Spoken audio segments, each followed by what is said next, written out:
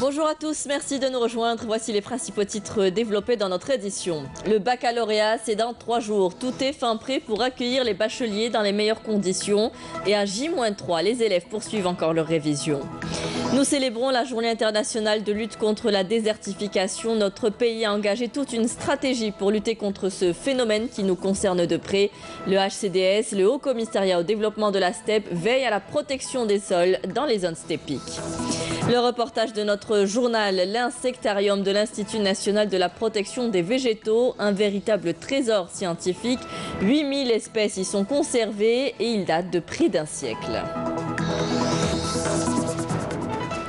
Bienvenue à tous. Le baccalauréat, c'est dans moins de 3 jours. Toutes les dispositions ont été prises par le gouvernement pour le bon déroulement et la sécurisation des examens qui se dérouleront du 20 au 25 de ce mois. Les élèves, eux, poursuivent leur révision dans leur lycée, accompagnés de leurs enseignants, comme c'est le cas à El Taref. Manel Boutouaba. Les préparatifs du baccalauréat vont bon train dans la wilaya de Taref. Le staff de la direction de l'éducation a mis les bouchées doubles. Une cellule de suivi et de contrôle a été installée pour assurer le bon déroulement des épreuves. Le gouvernement a mobilisé tous les moyens humains et matériels. Nous avons réservé une salle qu'on appelle la chambre de distribution ou la chambre scellée, équipée de caméras de surveillance à l'intérieur et à l'extérieur, équipée de détecteurs d'incendie également. Des brouilleurs ont été installés dans les différents étages de la direction de l'éducation. Ils seront mis en marche dès le premier jour des épreuves. Donc pas d'internet et pas de téléphone mobile. Dernier virage également pour les bacheliers qui en profitent pour réviser en solo, en groupe ou en classe avec les enseignants. Les révisions se font de plusieurs manières. D'abord, l'accompagnement direct des élèves par les enseignants. Vous avez aussi la révision par groupe encadrée par les éducateurs dans des salles aménagées pour l'occasion en dehors des heures régulières de travail. Cette dernière méthode est adoptée pour pallier les difficultés rencontrées par les élèves. C'est également l'occasion pour les enseignants d'effectuer les dernières révisions et de résoudre les sujets des précédentes épreuves du bac. الدروس وحل نماذج بكالوريات السابقة. Les cours de soutien se passent très bien, on est encadré par les enseignants. J'en profite pour remercier l'équipe qui nous suit. Après le bac blanc, nous avons recommencé les révisions avec traitement des sujets des précédentes années. On s'entend entre nous pour aménager des créneaux de révision et je souhaite de tout cœur que nous allons l'avoir. Plusieurs départements ministériels travaillent d'arrache-pied avec le ministère de l'Éducation nationale pour le bon déroulement et la sécurisation des examens du baccalauréat, auxquels se présenteront cette année près de 710 000 candidats. Un protocole a été élaboré par la tutelle pour toutes les étapes de l'examen afin d'assurer la meilleure organisation possible de cet événement, selon la ministre de l'Éducation, Nouria Benrabarit. La grande opération de distribution de logements se poursuit à travers le pays. 500 logements ruraux ont été remis à leurs bénéficiaires dans la wilaya de Mostaganem. Le Wali a par ailleurs procédé à la pose de la première pierre pour la construction de 400 logements de type ADL. Hasna Zoubeli. Plus de 540 arrêtés d'aide à la construction d'habitations rurales ont été distribués dans 18 communes de la wilaya de Mostaganem à la veille de Eid al-Fitr. Je remercie le président de la République qui nous a rendu le sourire en cette fête de l'Aïd.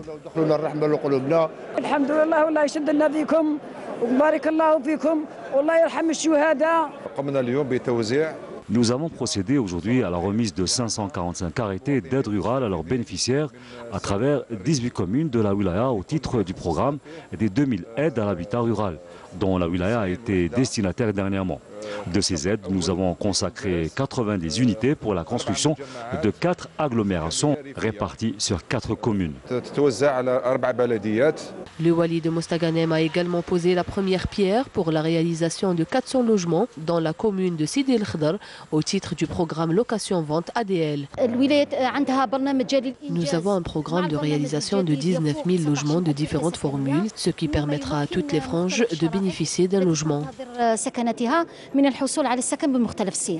L'opération de distribution de logements se poursuivra dans les prochains mois à Mostaganem.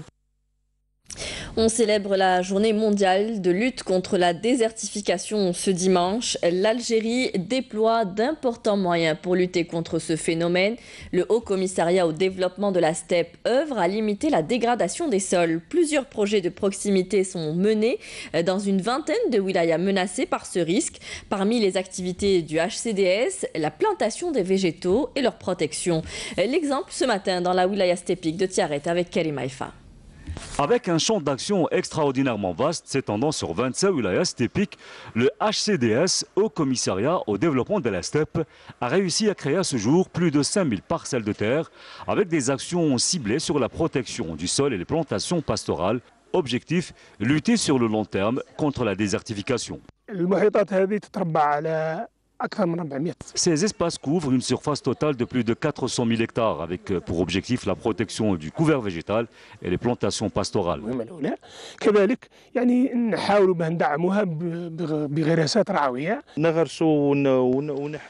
Si on combine plantation et protection des végétaux, on a ce résultat que vous voyez là, avec un terrain autrefois sablonneux et qui maintenant, après la plantation de végétaux appropriés, est en train de changer de visage. Le sol est maintenant protégé et le sable ne se déplace plus. Autre mission du HCDS, la création de plusieurs centaines de parcours pour le pâturage du cheptel ovin et caprin, des espaces loués aux nomades de la région qui en tirent profit en période de sécheresse et qui chaque année génèrent près de 10 milliards de centimes au profit du trésor public. Entre 2017 et 2018, plus de 9 milliards de centimes ont été engrangés grâce à ces parcelles protégées au profit du trésor public. Ces parcelles contribuent de façon significative à la diversité végétale, avec des zones autrefois désertiques et qui maintenant reprennent vie avec une nouvelle couverture végétale. Dans son programme d'appoint qui vise la protection de 3 millions d'hectares de zones steppiques, le HCDS prévoit le développement de l'hydraulique steppique, la création de points d'abreuvement pour les troupeaux et la réhabilitation des vieux puits avec la réalisation de forages dans les zones les plus reculées. Je vous propose à présent une immersion au cœur de l'insectarium de l'INPV, l'Institut national de la protection des végétaux. Les tiroirs en bois de l'Institut renferment un trésor sur le plan scientifique. Près de 8000 espèces d'insectes, une collection centenaire qui constitue une véritable base de données pour lutter contre les ravageurs des cultures. Le reportage de Nawel Abeda. Dans la banlieue est d'Alger, l'Institut national de la protection des végétaux, l'INPV, est l'acteur principal de la veille phytosanitaire en Algérie. Son insectarium est l'une de ses armes. Une collection d'insectes de plus de 8000 espèces et 80 000 individus, soigneusement conservés dans ses tiroirs, tel un trésor. Un patrimoine scientifique datant de près d'un siècle. Cette collection elle est de références assez variées. Elle a été créée en 1928 par le Pigre et Balachowski. Cette collection renferme près de 400 familles et de plus de 8000 espèces et de plus de 80 000 individus. Elle constitue un patrimoine scientifique inestimable. Cette collection pour nos services un outil de travail indispensable pour le diagnostic dans le cadre de la quarantaine. Ici, on est devant la plus ancienne boîte de vulgarisation. Cette boîte de vulgarisation elle a été créée en 1924 par le Pigre. Le caractère des lettres écrites sur les étiquettes à l'encre sont là pour témoigner de l'ancienneté de cette collection qui ne cesse de s'enrichir grâce aux scientifiques de l'INPV. Ici, je suis en train de faire le montage d'insectes. Le montage d'insectes il sert à ressortir toutes les parties de l'insecte, les pattes, les antennes et les ailes, qui nous facilite l'identification de cet insecte. Cet insecte, une fois étalé, il sera conservé dans une boîte de collection avec une température de 13 à 16 degrés. 3 parties forment la collection. Il y a les boîtes de collection d'insectes, il y a les boîtes de vulgarisation et sur la boîte de vulgarisation, on trouve l'insecte, la culture et les dégâts. On a aussi la symptomatologie. La symptomatologie, c'est quoi? Des fois, c'est à partir des symptômes qu'on pourra identifier l'insecte causal. Acridien, lépidoptères et coléoptères, parfois encore sous forme de cocons, chrysalides ou chenilles, constituent une précieuse base de données des fléaux susceptibles de s'abattre sur la végétation algérienne, ce qui permettra de les combattre efficacement. À l'étranger, situation tendue à Sanaa. Les forces pro-gouvernementales et les rebelles au Yémen ont échangé ce dimanche des tirs d'obus près de l'aéroport de Hodeïda et sur la route côtière dans l'ouest du pays.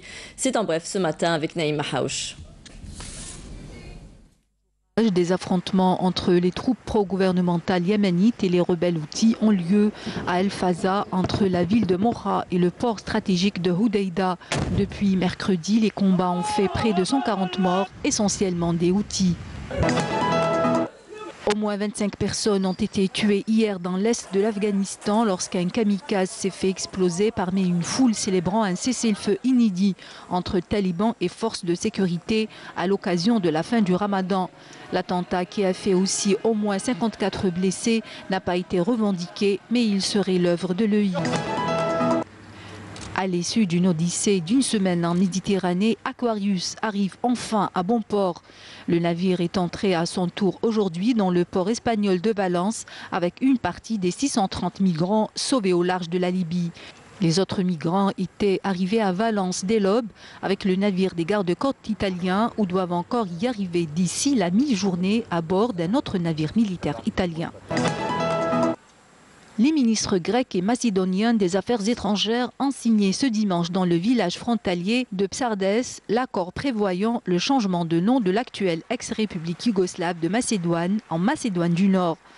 Pour entrer en vigueur en principe sous 6 mois, cet accord doit lever le verrou grec à l'entrée de Skopje dans l'UE et l'OTAN. Côté macédonien, il doit encore être ratifié par le Parlement, approuvé par référendum et acté par une révision constitutionnelle.